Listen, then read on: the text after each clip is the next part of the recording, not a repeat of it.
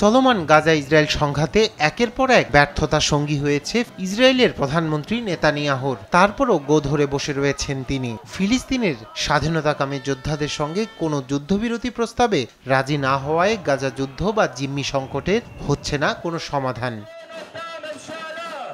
এবার খোদ ইসরায়েলের ভিতরই এ নিয়ে অসন্তোষ ধারণ করেছে মারাত্মক আকার। গাজা থেকে জিম্মিদের মুক্ত করতে চুক্তিতে পৌঁছানোর জন্য সরকারের ওপর চাপ জোরালো করতে স্থানীয় সময় রোববার ইসরায়েলের তেল আবিব ও জেরুজালেমের বড় ধরনের বিক্ষোভ করেন বিক্ষোভকারীরা।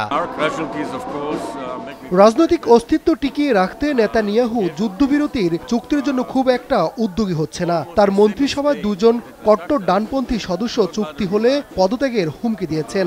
এ থেকে বোঝা যায় এরা যুদ্ধবিরতি চায় না। নেতানিয়াহু যুদ্ধের সমাপ্তি টানবেন নাকি তার সরকারের পতন ঘটবে সেটা তিনি বুঝতে পারছেন না। এই সরকার দেশের জন্য আবর্জনার মতো, বিশ্বের সবচেয়ে খারাপ সরকারেরা। এর কারণেই আজ আমরা এখানে সমবেত হয়েছি। আমরা চাই সরকার পতন হোক। তাদের একেবারেই ক্ষমতায় থাকা উচিত নয়, এর পতন চাই। গাজায় ফিলিস্তিনের সশস্ত্র সংগঠন হামাসের কাছে জিম্মি থাকা ইসরায়েলি নাগরিকদের স্বজনও বিক্ষোভে অংশ নেন। তাদের আশঙ্কা, গাজায় এখনো যারা জিম্মি আছেন তাদের ফিরানোর জন্য কোনো ব্যবস্থা নিচ্ছে না কর্তৃপক্ষ।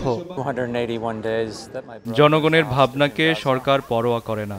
আমাদের বোন ও ভাইদের গাজা থেকে ফিরিয়ে আনার জন্য তারা কিছুই করছে না। ইসরায়েলের দুটি বড় শহরে বিক্ষোভকারীরা সড়ক অবরোধ করেন। তেল আবিবে সড়ক থেকে বিক্ষোভকারীদের ছত্রভঙ্গ করতে জলকামান ব্যবহার করে পুলিশ। রায়হান কবির শুভ্র, নিউজ ডেস্ক, দেশ টিভি।